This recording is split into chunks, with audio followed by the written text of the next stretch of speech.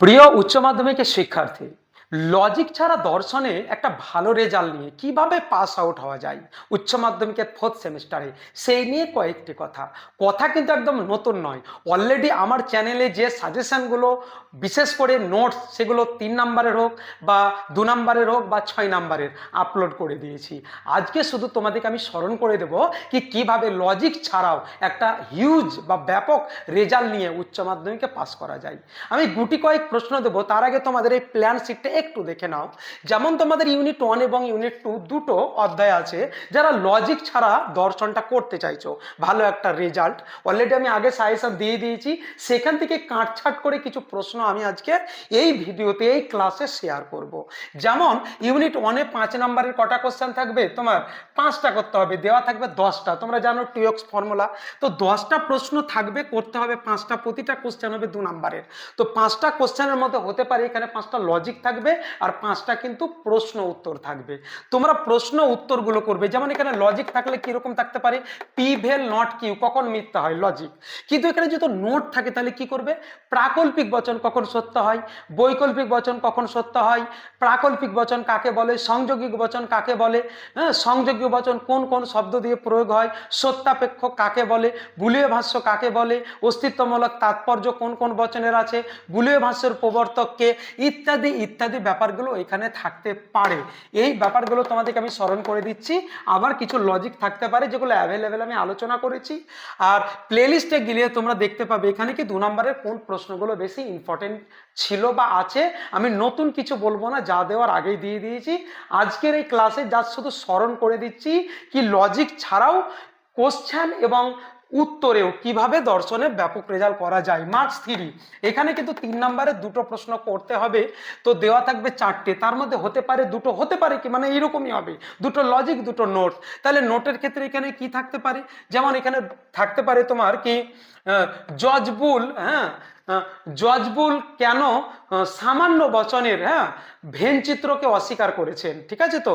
বা এইরকম থাকতে পারে কি অস্তিত্বমূলক তাৎপর্য কাকে বলে, উদাহরণ দিয়ে বুঝিয়ে দাও, ঠিক আছে তো।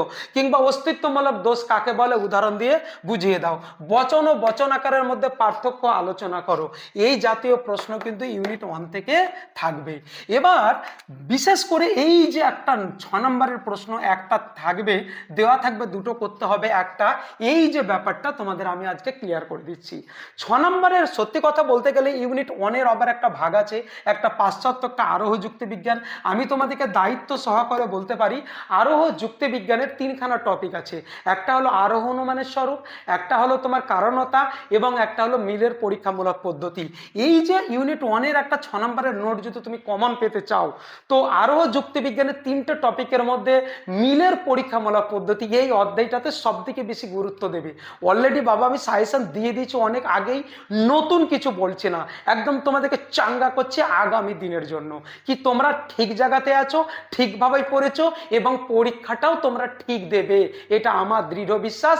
কালকে দেখা হবে পরীক্ষার পর কি হ্যাঁ কি বলেছিলাম আমি বলছিলাম মিলের পরীক্ষামূলক পদ্ধতি থেকে এইটা ব্যাপক ইম্পর্টেন্ট হবে তোমাদের। তাহলে কি কি পড়তে হবে তোমাদের, মিলের অন্যই পদ্ধতি, হ্যাঁ, অন্যই পদ্ধতি ব্যাখ্যা বা বিচার করো, ঠিক আছে তো। মিলের 5টা পদ্ধতি, অন্যই পদ্ধতি, ব্যতিরেকী পদ্ধতি, অন্যই ব্যতিরেকী পদ্ধতি, সহপরিবর্তন পদ্ধতি এবং পরিশেষ পদ্ধতি। পরিশেষ পদ্ধতি মোটামুটি অত ইম্পর্টেন্ট নয়, বাকি যে 4খানা পদ্ধতি আছে তোমরা প্লেলিস্টে গেলেই মিলের পরীক্ষামূলক পদ্ধতি থাম্বনেইলে আছে, তোমরা দেখে নেবে। সেখান থেকে যে কয়টা আছে ওই কয়টায় 4টা মাত্র পদ্ধতি ভালো করে পড়বে, 100% এখান থেকে কমন পাবেই একটা। কিন্তু তোমরা যদি মনে করো এটা প্রথম পরীক্ষা, রিস্ক কেন নিতে যাব, তাহলে কিন্তু আরো দুটো অধ্যায় আছে, একটা হলো আরো অনুমানের স্বরূপ এবং একটা হলো কারণতা। তো আরো অনুমানের স্বরূপ থেকে কোন প্রশ্নগুলো ইম্পর্টেন্ট হতে পারে 6 নম্বরের জন্য, বৈজ্ঞানিক আরোহ অনুমান কাকে বলে, এর বৈশিষ্ট্য, এই প্রশ্নটা।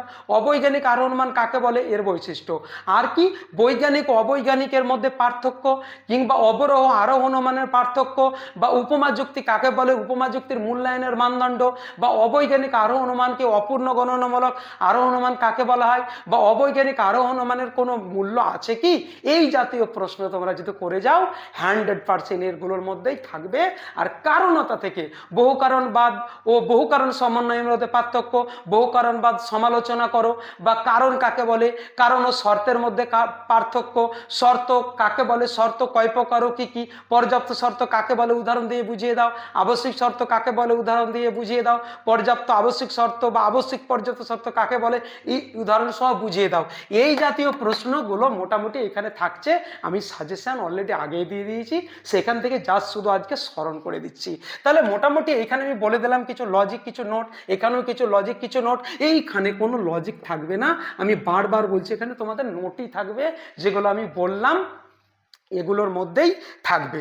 এবার তোমরা চলে এসো ইউনিট 2-তে। এখানে 2 নম্বরের কোনো নোট একদম থাকবে না, এইখানেও কোনো লজিক থাকবে না, এইখানেও কোনো লজিক থাকবে না। তাহলে এই ব্যাপারটা কি, সমসাময়িক ভারতীয় দর্শন। এখানে তোমরা জানো কি 3খানা অধ্যায় আছে।